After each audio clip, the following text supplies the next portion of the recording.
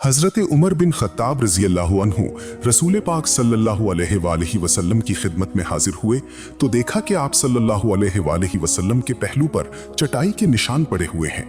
ये देखते ही हज़रत उमर रो पड़े। नबी करीम सल्लल्लाहु अलैहि वसल्लम ने दरियाफ्त फरमाया, क्या हुआ उमर, क्यों रो रहे हो? हज़रत उमर ने अर्ज किया, कैसर व किसरा इस कदर ऐशो इशरत में जिंदगी गुजार रहे हैं और आप सल्लल्लाहु अलैहि वसल्लम एक चटाई पर गुजारा कर रहे हैं। ये सुनकर नबी करीम सल्लल्लाहु अलैहि वसल्लम ने फरमाया, उमर, क्या तुम इस बात पर राजी नहीं हो कि उनके लिए दुनिया हो और हमारे लिए आखिरत?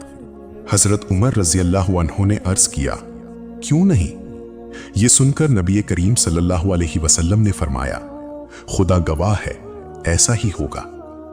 अगर कभी तंगी का सामना हो तो फौरन याद कर लेना कि तुम्हारे आका सल्लल्लाहु अलैहि वसल्लम किस चटाई पर सोते थे। अगर कभी रिस्क की तंगी दरपेश हो तो फौरन हजरत यूसुफ अलैहि सलाम का वो जमाना याद कर लेना जब वो जेल में थी और इससे पहले कुएं में डाली गई थी। अगर कभी दुनिया तुम्हें तंग महसूस हो तो याद कर लेना कि हजरत याह्या अलैहि सलाम को किस तरह शहीद किया गया था। अगर कभी सख्त हालात का सामना हो तो याद कर लेना कि हदीस नबवी सल्लल्लाहु अलैहि वसल्लम के सबसे बड़े हाफिज हजरत अबू हुरैरा और आप सल्लल्लाहु अलैहि वसल्लम के राजदार हजरत हुज़ैफा बिन यमान रज़ी अल्लाहु अन्हु दोनों अहले सुफ़्फ़ा में से थे।